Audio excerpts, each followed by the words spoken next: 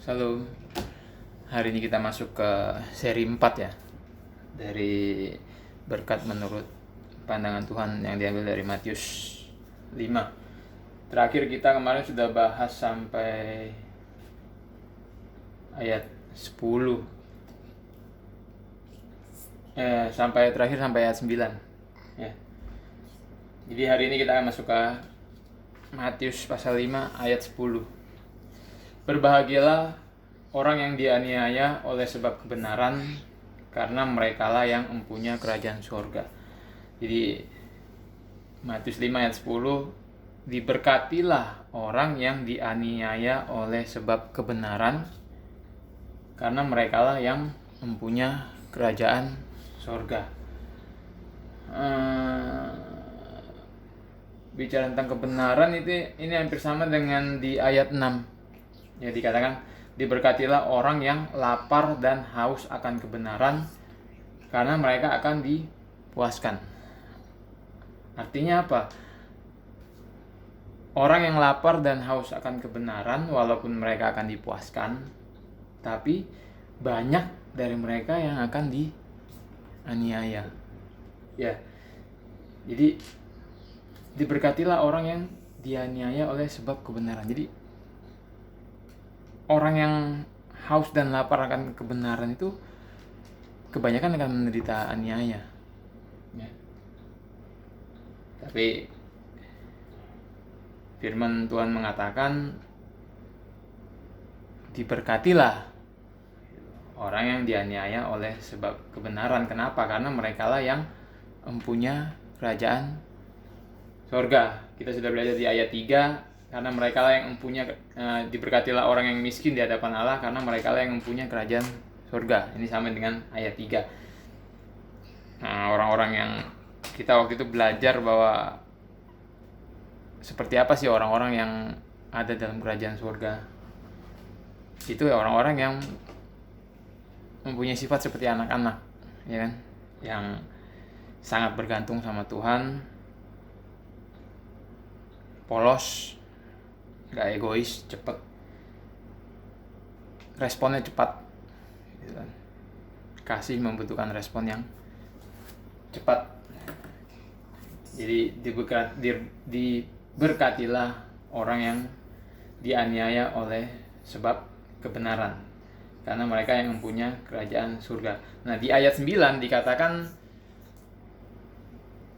diberkatilah orang yang membawa damai, karena mereka akan disebut anak-anak Allah. Nah, kalau kita ingat di video sebelumnya, membawa damai itu kita nggak cuma membawa damai kepada satu komunitas atau satu keluarga, kita juga harus membawa damai di dalam hati orang, gitu kan. Nah, gimana kita caranya bisa membawa damai dalam hati seseorang, di dalam satu keluarga kecil atau di dalam satu keluarga besar, yaitu gereja, atau dalam satu kelompok macam-macam, ya dengan memberitakan Injil, ya kan? Kemarin kita belajar seperti itu. Injil itu kan kebenaran juga, gitu. Ya, apa yang kita beritakan, Injil yang kita beritakan itu sebuah kebenaran. Jadi kalau kita lanjut ke ayat 10, bisa diartikan ketika kita memberitakan Injil, kita akan menerima aniaya, ya.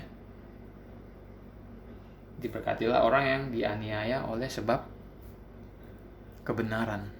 Tentunya Injil yang diberitakan harus Injil yang benar, Injil yang komplit, ya, bukan Injil yang separuh-separuh, atau bukan Injil yang dirubah-rubah menjadi pertanyaan, bukan. Atau Injil yang dikompromikan. Kemungkinan besar Injil seperti itu nggak bakal terima aniaya, karena dia sudah mengkompromikan dengan dunia, dikompromikan dengan agama lain, ya. Jadi belum tentu dia menerima aniaya yang memberitakan itu. Kenapa dia bisa nggak terima aniaya? Karena Injilnya sudah lain, sudah dikompromikan. Injil yang sudah dirubah. Tapi Injil, kita belajar Injil yang seperti itu sudah nggak punya kekuatan Allah ya. Roma 1 ayat 16 dikatakan Injil adalah kekuatan Allah yang menyelamatkan. Tapi kalau Injil itu dirubah-rubah menjadi nggak alkitabiah, menjadi Injil yang cuma separuh, itu sudah nggak ada kekuatannya lagi. Oke. Kita ke ayat 11 ya. Pelajaran tentang Injil saya sudah buatkan videonya sampai 6 seri kalau nggak salah. Komplit. Ya, Anda bisa lihat di channel YouTube kami. Ayat 11 dikatakan, diberkatilah kamu jika karena aku kamu dicela dan dianiaya, dan kepadamu difitnahkan segala yang jahat ya. Diberkatilah kamu jika karena aku kamu dicela dan dianiaya, dan kepadamu difitnahkan segala yang jahat.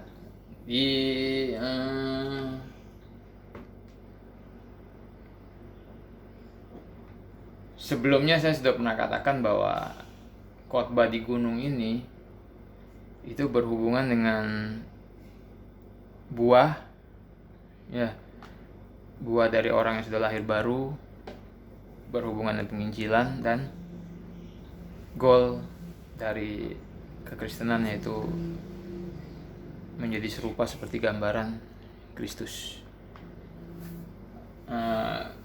Kalau nggak salah di video sebelumnya ya, saya sudah pernah jelaskan bahwa menjadi serupa seperti gambaran Kristus itu bukan kita menjadi sempurna seperti Yesus, enggak gitu. Makanya banyak orang Kristen tuh anti dengan kata serupa seperti gambaran Kristus, karena mereka berpikir kita harus sempurna seperti Kristus. Ya enggak gitu juga gitu. Saya sudah menjelaskan di video-video sebelumnya. Jadi menjadi seperti, kalau menurut yang saya pelajari, menjadi seperti Kristus itu ilustrasinya seperti seorang anak kecil yang ingin menjadi seperti ayahnya gitu. Jadi kan anak kecil itu kan dia kan polos. Dia kalau ngelihat papanya ngapain, melakukan ini, melakukan itu, repot ini, repot itu, mengerjakan ini, mengerjakan itu, biasa tuh anaknya itu selalu pengen meniru gitu, ingin ngikutin. Tapi ketika dia meniru ayahnya, kan nggak mungkin dia persis seperti apa yang dikerjakan ayahnya. Misalkan kalau ayahnya ngangkat 1 ember berisi air penuh, si anak kecil ini pengen ikut ngangkat 1 ember berisi air penuh, tapi kan nggak bisa persis. Kalau ayahnya bisa ngangkat air itu tanpa tumpah airnya, si anak kecil ini pasti ketika dia angkat air itu pasti akan berantakan. Ketika dia ingin meniru pasti akan berantakan. Sama kita juga, ketika menjadi seperti Kristus itu menjadi tujuan kekristenan kita. Ketika kita ingin meniru Yesus, kita nggak bisa meniru dia dengan persis, sempurna sama persis, enggak. Kita pasti akan apa ya, istilahnya tertatih-tatih gitu, agak nggak gampang gitu. Tapi yang pasti kita akan menjadikan itu menjadi tujuan hidup kita, dan kita akan ditertawakan orang, kita akan dicela orang ya. Sama kayak gini, jika karena aku kamu dicela dan dianiaya gitu. Ketika kita mencoba menjadi seperti gambaran Kristus, kita akan dicela dan dianiaya. Makanya Yesus bilang jika karena aku gitu. Dan kepadamu difitnahkan segala yang jahat, sampai difitnah. Jadi kita dicela bukan dicela itu secara verbal, dianiaya, kemungkinan ya secara fisik. Banyak orang Kristen yang dianiaya, ada kayak misionaris banyak yang mati jadi martir, dianiaya, ya, difitnah, itu banyak gitu. Tapi saya mau bilang, mati demi Kristus itu lebih gampang daripada hidup seperti Kristus gitu. Ya, ngerti nggak? Untuk mati demi Kristus tuh ya gampang gitu. Ya, ketika kita dikasih kesempatan untuk mati bagi Kristus, mati martir, kalau kita punya iman sejati pasti dia akan cepat, dia akan terima itu kalau imannya sejati. Justru yang lebih susah itu hidup bagi Kristus, ya kan? Sama sulitnya dengan hidup seperti Kristus, yaitu mungkin hampir sama, serupa seperti gambaran Kristus. Hidup bagi Kristus itu hampir nggak ada bedanya. Jadi sulit gitu. Memang sulit, tapi itu harus jadi tujuan hidup kita. Dan saya bukan bicara tentang kesempurnaan atau persis seperti Yesus. Jadi kita jangan jadikan itu sebuah momok atau apa ya, sebuah kemustahilan gitu. Akhirnya jadi enggan gitu, jadi anti dengan kata-kata serupa seperti gambaran Kristus. Padahal itu goal dari kekristenan kita. Jadi ingat, seperti anak kecil.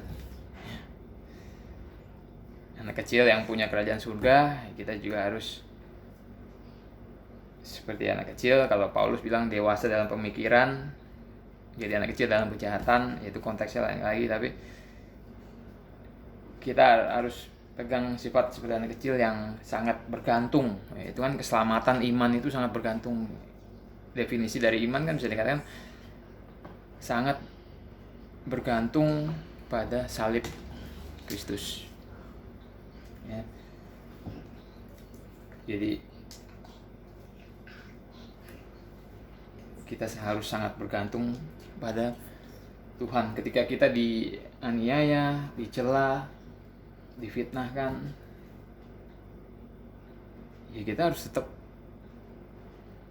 sangat bergantung kepada Tuhan.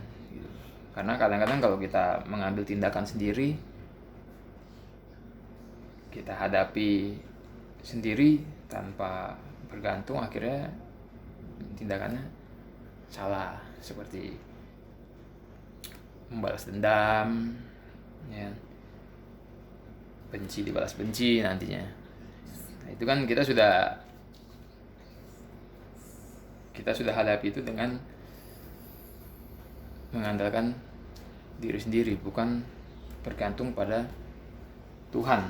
Nah, ya, jadi diberkatilah jika karena aku kamu dicela dan dianiaya, dan kepadamu difitnahkan segala yang jahat. Ketika kita menjadi serupa, mencoba menjadi segambar seperti Kristus, ketika kita memberitakan Injil, ya, itu kita akan menerima cela dan aniaya. Ayat 12, bersukacitalah dan bergembiralah karena upahmu besar di sorga, sebab demikian juga telah dianiaya nabi-nabi yang sebelum kamu. Nah, ini masih sambungan dari ayat 10 dan 11. Jadi 10, 11, 12 ini semua paket, ya. Bersukacitalah dan bergembiralah karena upahmu besar di surga, sebab demikian juga telah dianiaya nabi-nabi yang sebelum kamu. Bersukacitalah dan bergembiralah karena upahmu besar di surga, sebab demikian juga telah dianiaya nabi-nabi sebelum kamu. Nah, kadang kita lihat ayat-ayat ini, kadang kita punya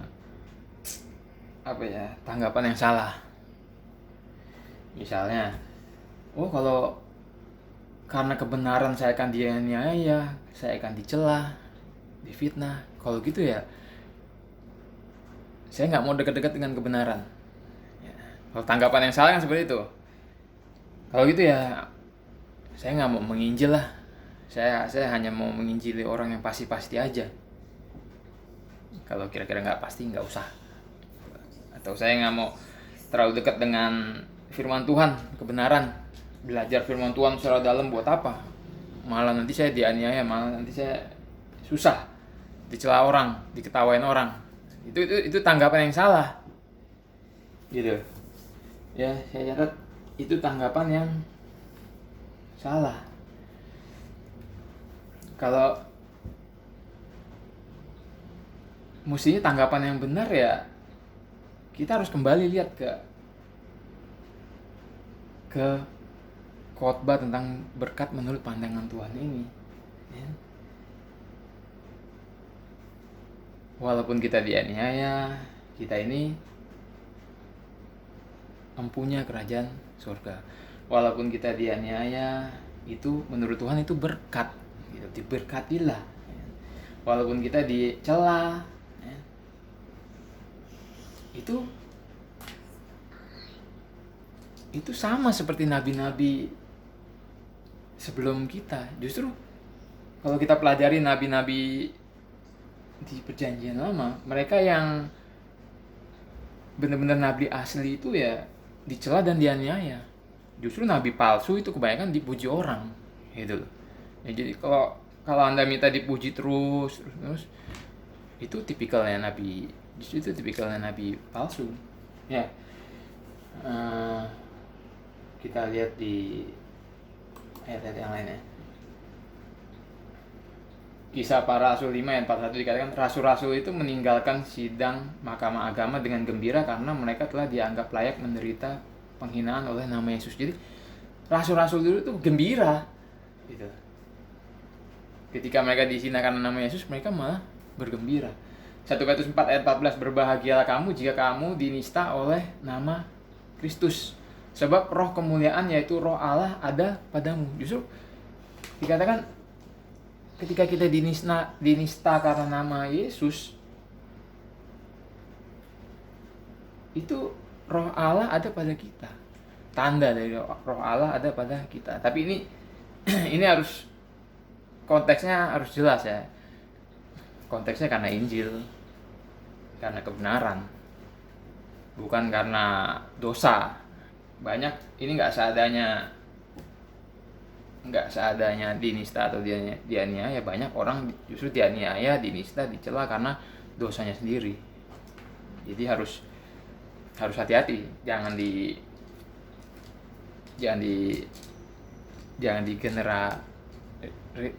digeneralisir gitu maksudnya ya. Ya, Yesus juga sering mengatakan di Yohanes 15, jika dunia membenci kamu, ingatlah bahwa ia telah terlebih dahulu membenci aku daripadamu, sehingga kamu dari dunia, tentu dunia mengasihi kamu sebagai miliknya. Ya, kalau kita dari dunia malah mengasihi kita. Tapi karena kamu bukan dari dunia, melainkan aku telah memilih kamu dari dunia, sebab itulah dunia membenci kamu. Yesus sudah bilang dunia akan membenci kita di Yohanes 15. Ya, Yohanes 15 ayat 18, 19, ayat 20, ingatlah apa yang telah kukatakan padamu, seorang hamba tidak lebih tinggi daripada tuannya. Jikalau mereka telah menganiayaku, mereka juga akan menganiaya kamu. Jikalau mereka telah menuruti firmanku, mereka juga akan menuruti perkataanku. Jadi seorang hamba tidaklah lebih tinggi daripada tuannya. Yesus saya dianiaya, masa kita enggak, gitu kan.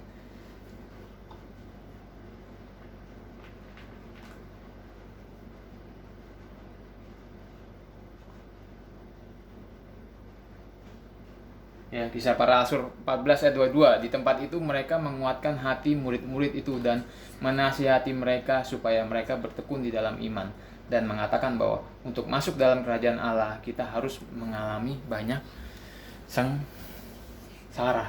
Ya. Jadi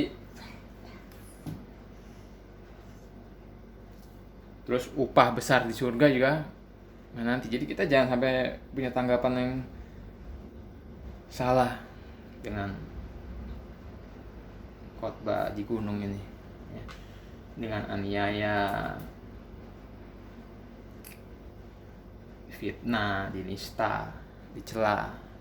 Jangan sampai kita malah mempunyai tanggapan yang salah, karena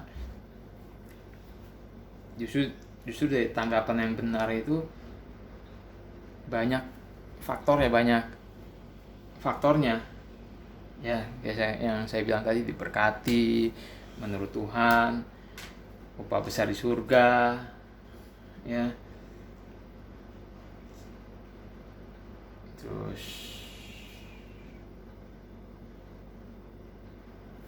apa lagi tadi tuh,